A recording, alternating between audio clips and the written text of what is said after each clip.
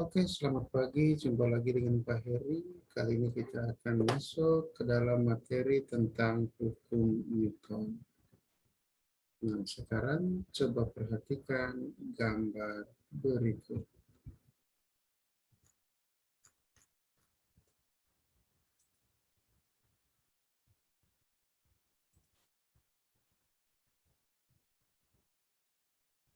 Pada gambar ini ditampilkan seorang astronot yang melayang-layang di angkasa.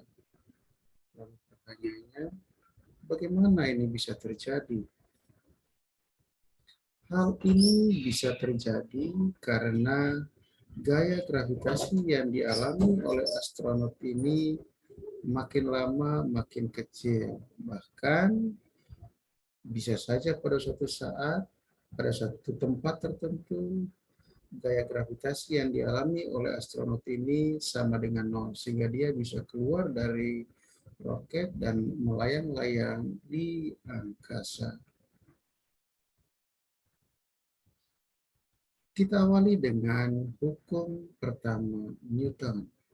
Newton dalam hukumnya yang pertama menyatakan bahwa jika resultan gaya yang bekerja pada benda itu sama dengan nol, atau tidak ada gaya yang bekerja pada benda, maka benda itu akan diam atau tidak bergerak, atau bisa saja benda itu bergerak lurus beraturan jika memang awalnya benda itu dalam keadaan bergerak.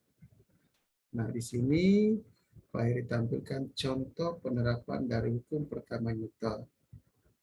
Orang yang berdiri dalam bis, kemudian ketika bis tiba-tiba dikencangkan, maka orang yang ada dalam bis itu seolah-olah terdorong ke belakang.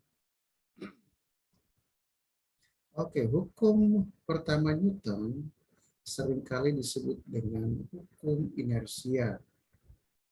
Nah, hukum inersia itu merupakan suatu kecenderungan benda untuk mempertahankan keadaan diamnya. Inersia juga seringkali disebut dengan kelembaman, yang berarti kecenderungan bertahan pada keadaan semula. Nah, di sini ditampilkan contoh. Misalkan ada gelas berisi air diletakkan di atas meja, dan di bawah gelas itu diletakkan plastik tipis dan licin. Kemudian kita tarik dengan cepat salah satu ujung plastik tersebut. Apa yang terjadi? Nah, yang terjadi adalah gelas tetap berada pada tempatnya. Itu merupakan salah satu contoh juga yang berkaitan dengan hukum pertama Newton. Oke, kita lanjutkan dengan hukum kedua Newton. Newton menyatakan bahwa percepatan sebuah benda berbanding lurus dengan gaya yang bekerja pada benda tersebut dan berbanding terbalik dengan massa benda tersebut. Nah, arah percepatan sama dengan arah gaya yang bekerja pada benda. Nah, contoh penerapan hukum Newton yang kedua ini ditampilkan sebuah bis Transjakarta. Ketika bis itu menuju halte, maka dia akan memperlambat kecepatannya. Atau ketika bis meninggalkan halte, maka dia akan mempercepat kecepatannya. Oke, bagaimana formula atau rumus yang bisa kita gunakan terkait dengan hukum Newton yang kedua? Nah, rumus yang akan kita gunakan seperti ini ya. F sama dengan M dikalikan A, di mana F itu gaya, satuannya Newton, M itu massa, satuannya kilogram, dan A itu percepatan, satuannya meter per second kuadrat. Nah, kalau kita buatkan segitiganya, itu seperti ini. F di atas, M dan A di bawah. antara yang di atas dengan bawah itu nanti kita akan bagi ya. Sedangkan M dengan A posisinya sejajar, mereka akan dikalikan. Sehingga kalau yang kita cari itu M, berarti M itu sama dengan E per A.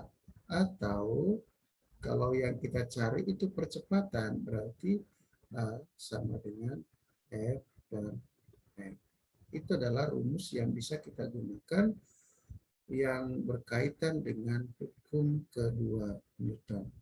Nah, dari rumus yang ini, semakin besar gaya yang kita berikan, maka perubahan kelajuan yang ditimbulkannya akan makin besar. Kita lanjutkan dengan hukum Newton yang ketiga. Hukum Newton yang ketiga menyatakan bahwa ketika benda pertama memberikan gaya pada benda yang kedua, maka benda kedua juga akan memberikan gaya yang sama besar, tetapi arah yang berlawanan. Oke, hukum ketiga Newton seringkali disebut sebagai hukum aksi reaksi, di mana untuk setiap gaya aksi akan muncul gaya reaksi yang nilainya sama tetapi arahnya berlawanan. Nah, contohnya ketika kita memukul tembok dengan tangan, maka tangan kita akan memberikan gaya aksi pada tembok. Setelah itu, tangan kita akan terasa sakit. Hal ini disebabkan karena pada saat itu tembok akan memberikan gaya reaksi ke tangan kita. Oke, kita lanjutkan dengan gaya berat. Nah, gaya berat itu merupakan gaya yang ditimbulkan oleh adanya gravitasi bumi pada suatu benda. Karena gaya berat itu merupakan gaya yang ditimbulkan oleh gravitasi bumi, maka arah gaya berat itu selalu menuju ke pusat bumi. Untuk menentukan besar gaya berat itu diturunkan dari hukum kedua Newton, di mana persamaan yang ditampilkan Newton dalam hukum keduanya F sama dengan M kali A. Nah, untuk menentukan berat sebuah benda bisa kita hitung dengan menggunakan rumus W sama dengan M dikalikan G, di mana W itu berat dengan satuan Newton, M itu massa, satuan kilogram, dan G percepatan gravitasi, satuannya meter per sekon kuadrat. Selain gaya berat, kita juga mengenal istilah gaya normal. Nah, gaya normal itu merupakan gaya kontak yang terjadi ketika dua benda bersentuhan. Arah gaya normal itu selalu tegak lurus terhadap permukaan kontak. Seperti pada gambar ini, karena permukaannya datar, maka gaya normal itu tegak lurus dengan permukaan kontak.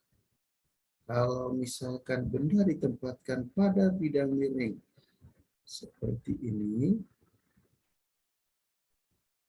maka gaya normalnya tegak lurus terhadap permukaan kontak benda dengan bidang miring. Inilah yang disebut dengan gaya normal. Ya. Oke. Kita lanjutkan dengan contoh-contoh soal yang berkaitan dengan berat benda atau gaya berat dan hukum kedua Newton. Contoh yang pertama, sebuah benda bermassa 0,5 ton. Jika percepatan gravitasi 10 meter per sekon kuadrat, tentukan berat benda tersebut. Nah, kita tulis dulu. Diketahui massa 0,5 ton. Karena 1 ton itu 1000 kg, berarti 0,5 kali 1000 kg sama dengan 500 kg. Terus G-nya sama dengan 10 meter per sekon kuadrat. Terus yang ditanyakan di sini, berapa besar berat benda tersebut? Berarti W-nya berapa? Ingat, Rumusnya tadi W sama dengan M dikalikan G. Berarti sama dengan 500 kg dikalikan 10 meter per sekon kuadrat. Sehingga berat benda tersebut sama dengan 5 Newton. Oke, kita lanjut ke contoh yang kedua. Contoh yang kedua, gaya sebesar 2,5 Newton bekerja pada benda bermassa 0,5 kg. Tentukan besar percepatan benda tersebut. Kita tulis dulu, diketahui F-nya 2,5 Newton, M-nya 0,5 kg. Nah, yang ditanyakan di sini berapa besar percepatan? A-nya berapa? Ingat, rumusnya A sama dengan F per M. Berarti 2,5 Newton per 0,5 kg. Berarti besar percepatannya sama dengan 5 Newton per kilogram. Jadi satuan dari percepatan itu bisa Newton per kilogram, bisa meter per second. Oke, kita beralih ke soal yang berikutnya. Sebuah mobil bermassa 800 kg. Berarti diketahui M-nya sama dengan 800 kg. Terus bergerak dengan kecepatan awal V0-nya 10 meter per second. Menjadi 60 meter per second, berarti VT-nya 60 meter per second dalam waktu 10 second. Berarti T-nya 10 second. Nah, yang ditanyakan di sini, tentukan besar gayanya. Nah, untuk mencari gaya di sini, kita hitung terlebih dahulu percepatan benda. Oke, berarti A sama dengan VT min V0 per T. Sama dengan 60 meter per second dikurangi 10 meter per second per 10 second. Sama dengan 50 meter per second dibagi 10 second. Jadi besar percepatannya 5 meter per second kuadrat. Nah, setelah ketemu percepatan, baru kita bisa mencari besar gaya. Ya. F sama dengan M kali A. Berarti 800 kg dikalikan 5 meter per second kuadrat. Ini sama dengan 4.000. Jadi besar gaya yang diberikan untuk mempercepat gerak benda tersebut adalah 4.000 Newton. Kita lanjut ke soal yang berikutnya. Sebuah benda di bumi beratnya 300 Newton. Berarti diketahui W di bumi sama dengan 300 Newton. G di bumi sama dengan 10 meter per second kuadrat. Terus G di bulan sama dengan 5/3 meter per second kuadrat. Nah, yang ditanyakan di sini berat benda di bulan itu, ya. Nah, ingat, ketika benda itu dipindahkan ke mana saja, massa benda itu tetap. Berarti massa di bulan sama dengan massa di bumi. Massa itu sama dengan berat di bulan per gravitasi di bulan. Massa di bumi sama dengan berat di bumi per gravitasi di bumi. Nah, dari sini kita masukkan nilainya. W bulan itu belum ada, per gravitasi di bulan itu 5/3 meter per second kuadrat.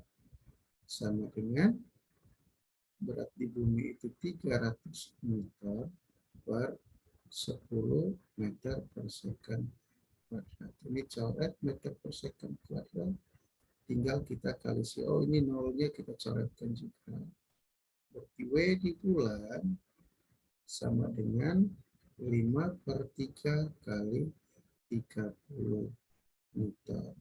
Sama dengan 50 Newton.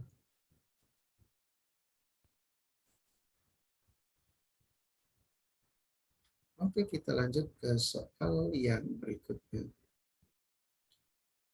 Selama 10 second, kecepatan sebuah truk yang masanya 5 ton mengalami perubahan dari 5 meter per second menjadi 15 meter per second.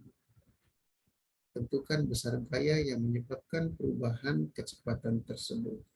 Nah, kita tulis diketahui T-nya 10 second.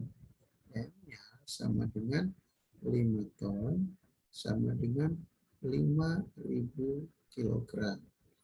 V0-nya 5 meter per second, PT-nya 15 meter per second. Nah, yang ditanyakan di sini gayanya F-nya berapa? Untuk mencari gaya, yang pertama-tama kita cari percepatannya dulu. Berarti VT min V0 dibagi T. Kita masukkan nilainya. Oh, 15 meter per second kurang 5 meter per second per waktunya 10 second. Sama dengan 1 meter per second kuadrat. Nah, setelah ketemu percepatan, baru kita bisa cari gayanya. F sama dengan M kali A.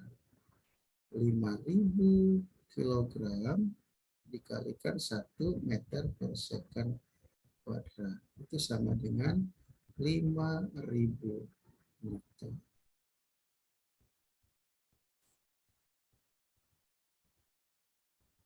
Oke, kita lanjut ke soal yang berikutnya. Sebuah mobil bermasa 1.500 kg. Berarti diketahui massa mobilnya 1.500 kg. Bergerak dengan percepatan 5 meter per second kuadrat. Berarti A-nya 5 meter per second kuadrat. Tentukan besar gaya yang diberikan. Berarti ditanya F-nya berapa.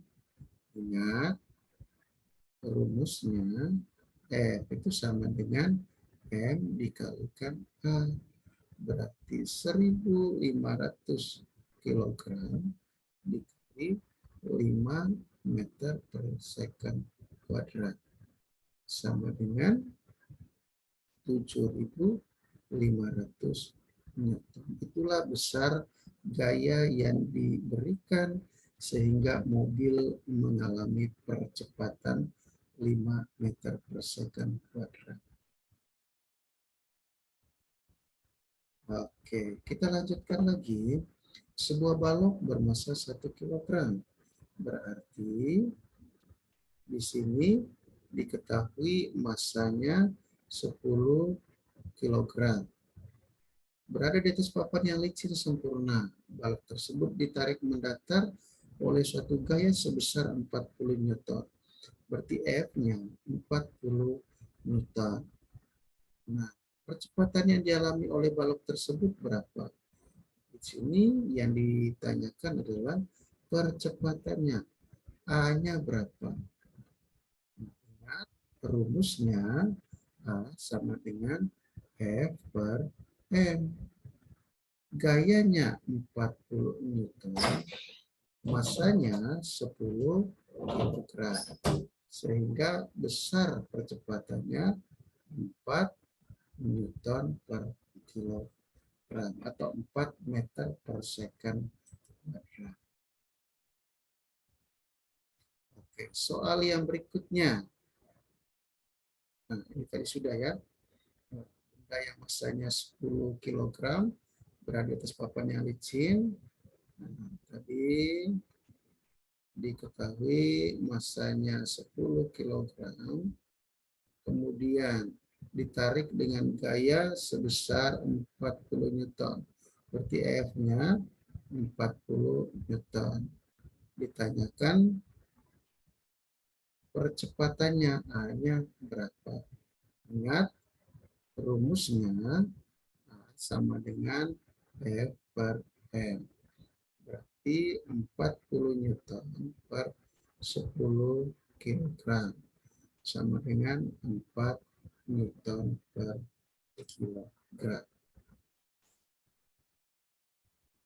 Oke, itu tadi materi kita tentang hukum Newton, gaya berat, dan gaya normal, serta latihan soal yang disertai dengan penyelesaiannya.